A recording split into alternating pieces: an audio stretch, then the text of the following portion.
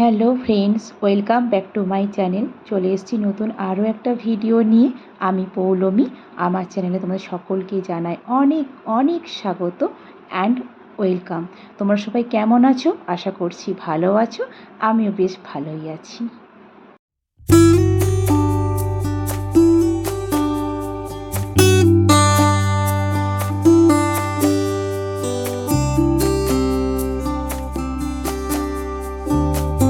তো তোমরা ভিডিওর টাইটেল আর থাম্বনেল দেখেই বুঝতে পেরে গেছো যে আজকের ভিডিওর টপিক কী। আজকের ভিডিওর টপিক হচ্ছে সেই পলাশ কাণ্ডের পলাশ আর সুস্মিতাকে নিয়ে। ওই যে তোমাদেরকে যে কথা দিয়েছি যে আমি যখনই কিছু ওদের সম্বন্ধে তথ্য জানতে পারবো অবশ্যই তোমাদের সঙ্গে শেয়ার করব। কেন করব না বলো? তোমাদের তো জানতে ইচ্ছে করে আমার মতন। তো চলো আমি কতটা কি জানতে পেরেছি সেটা তোমাদের সঙ্গে শেয়ার করি।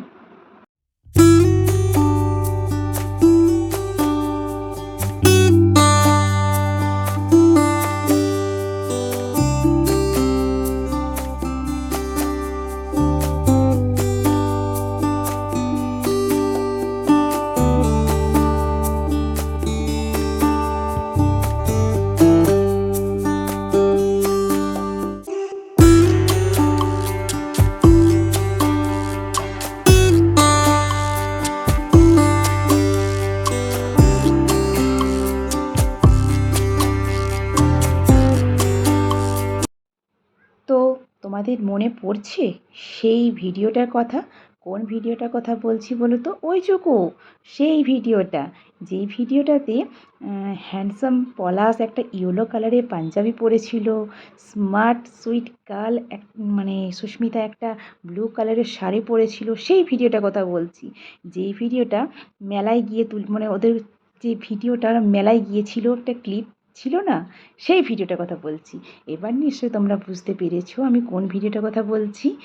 তো সেই ভিডিওর একটা ক্লিপ আমি পেয়েছি, আর সেই ক্লিপটাই তোমাদের এই ভিডিওর মাধ্যমে আমি শেয়ার করছি।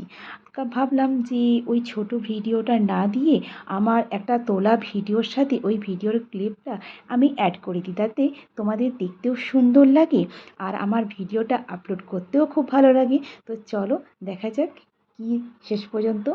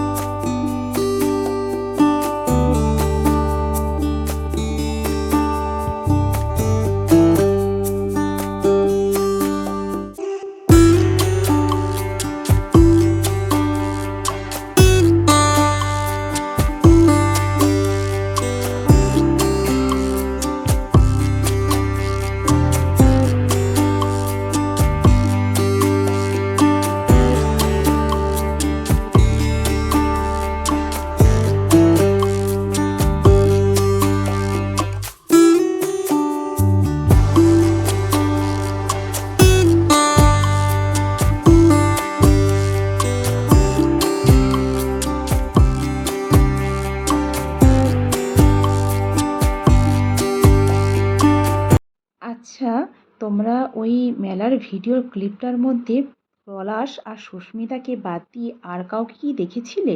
ভালো করে বলো তো। আরও তিনজন কিন্তু ছিল। কে কে বলো তো? পলাশ আর সুস্মিতার বড় শত্রু বলতে পারো, এক রকমের রাক্ষস বংশের কেউ হয় ওরা।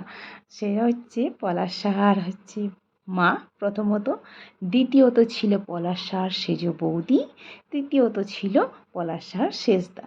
কি মনে পড়ছে তোমরা? তো চলো তোমাদেরকে পুরোটাই বলি।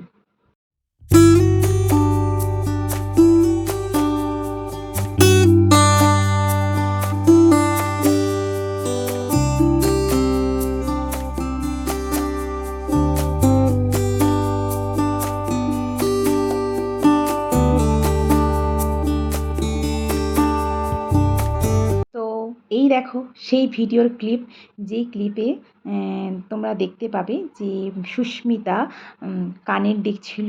সুস্মিতা কানের পছন্দ করছিল, আর সেই ভিডিওটা সুস্মিতা করে। আর সুস্মিতা যেহেতু রিলস বানায়, তো সেই জন্য তার অ্যাকাউন্টে এই ভিডিওটা আপলোড করা ছিল, তো সেখান থেকে আমি ভিডিওটা পেয়েছি। আর দেখো, এটা তো বাকি তোলা আমার ভিডিও, তো এটার সঙ্গে কিছু তোমাদের কথা শেয়ার করি, তো চলো।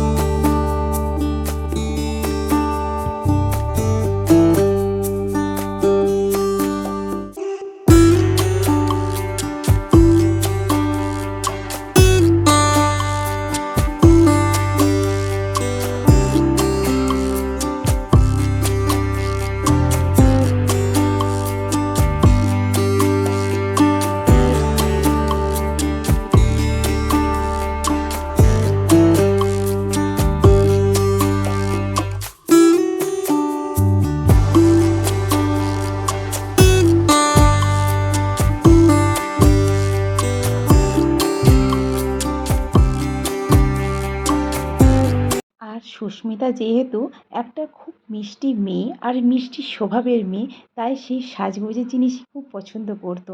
আর সে সাজতেও কিন্তু ভীষণই ভালোবাসতো। আর সে নিজের মুখে এটাও কিন্তু বলেছে, তাকে সাজতে দিত না পলাশ সাহার মা। কারণ সে যদি সেজেগুজে সবসময় থাকতো, তাহলে পলাশ নাকি তার দিকে সবসময় তাকিয়ে থাকতো। এটা হচ্ছে পলাশ সাহার মায়ের অভিযোগ। তো তা বলে কি তার ছেলের বৌমা সাজতে পারবে না? আর এই ভিডিওটা তোলার একটা তার এর পিছনে অনেক বড় একটা কাহিনী আছে, তো চলো তোমাদেরকে সেটাই একটু জানাই।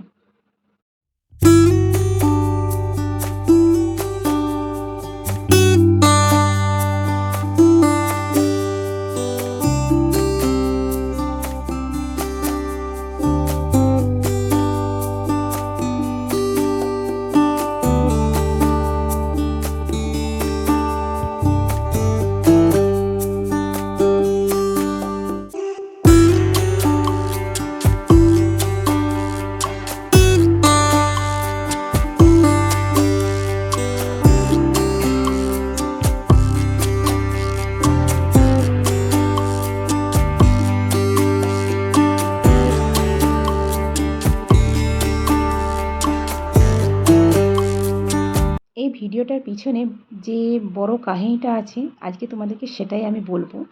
এই কাহিনীটা হলো, যেহেতু পলাশ সাহার মা চায় না যে সুস্মিতা কোনোভাবে সে সেজে গুজে থাকুক, কিংবা তার ছেলের টাকায় সে কোনো কিছু জিনিস কিনুক। কারণ সুস্মিতা এটাও বলেছে যে সোনার গয়না তো দূরের কথা, সে সিটি গোল্ডের কোনো জিনিসও কিন্তু পরতে পারতো না।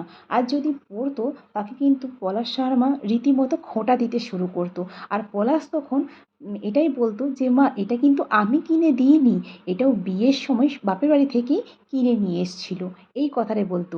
আর যখন এই কানেরগুলো সে পছন্দ করছিল, পলাশ ছিল, সেই মুহূর্তে পাপিয়া এই ভিডিওর ক্লিপটা নেয় আর তার শাশুড়িকে দেখায় যে, দেখো তোমার চোখের আড়ালে কত কিছুই ঘটছে, তোমার সামনে তোমার ছেলে বলে নাকি তার বউকে কিছু কিনে দেয় না, আর আড়ালে গিয়ে অনেক কিছুই তাকে কিনে দেয়।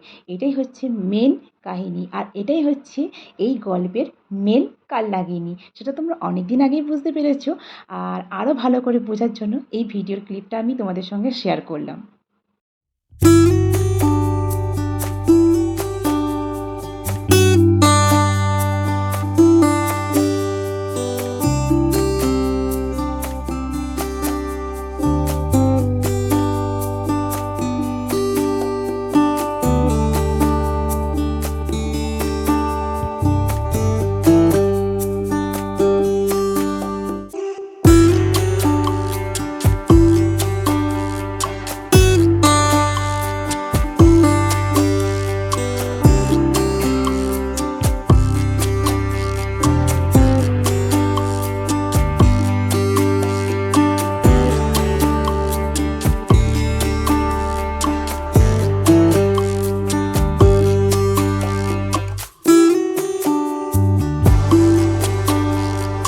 এই মেলাতে এসেও পলাশ আর সুস্মিতার রেহাই কিন্তু থাকেনি।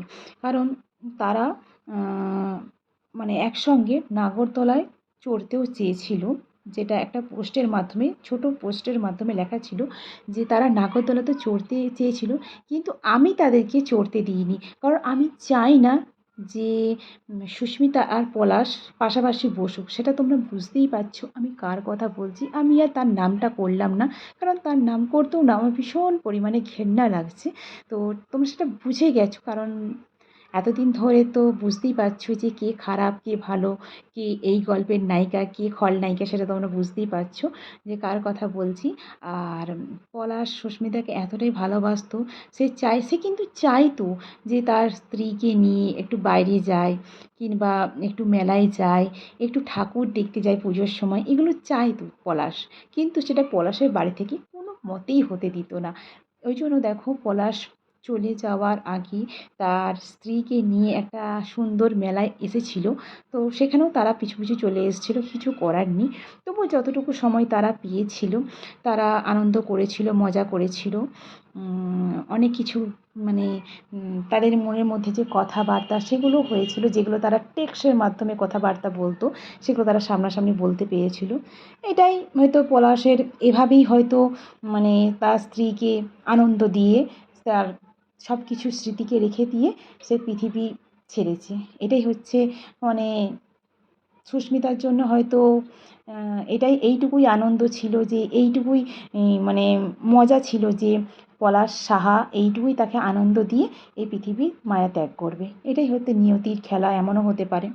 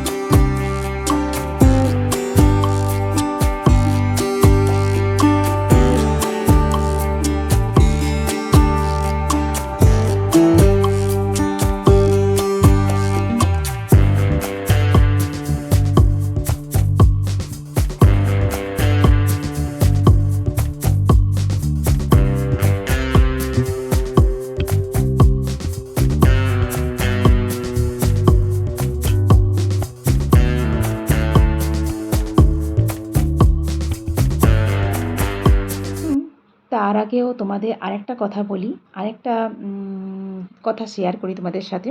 তো সুস্মিতা যেহেতু ছোটোর বউ, আর সুস্মিতার ভাসুরের একটা মানে পলাশ সাহার দাদার একটা ছেলে আছে, তার বয়স 7 বছর। তো সে এমন কিছু বড় না, তো তার জন্য কিছু সে খেলনা কিনে, যেটা মানে পাপিয়া সহ্য করতে পারেনি।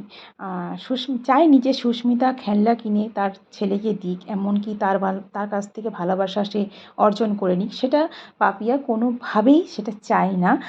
তাই সে খেলনাগুলো কেনার পর সুস্মিতাকে বলে যে সুমি, তুমি এই খেলনাগুলো আমাকে দাও, আমি দাদার ছেলেকে দিয়ে দেবো। তো ওখানে কিন্তু তার ভাসুরও আসে, মানে সুস্মিতার ভাসুরও কিন্তু আসে। ওই ক্লিপের মধ্যে ছিল না, যেটুকু আমি পোস্টটা পড়ে বুঝলাম যে ওর ভাসুরও আসে মেলাতে। আর যখন ওই খেলনাগুলো তাকে দিতে যায়, পাপিয়া তখন কি কথা বলে জানো তোমরা? পাপিয়া বলে নাকি ওই খেলনাগুলো ও নিজে কিনেছে। সুস্মিতা তো তার নিজের কেনাকাটা নিয়েই ব্যস্ত, তাই ও অন্য কারোর কথা ভাবতে পারে না। আমি মানে বাচ্চাটার কথা ভেবেছি, বাচ্চাটাকে জিনিস কিনেছি, তারপর নিজের জিনিস পরে কিনবো এখন, এই ধরনের কথা বলে এই ধরনের কথা দীর্ঘদিন বলে তাদের মন অর্জন করতেই থাকে, এমনকি এখনও তাই চলছে।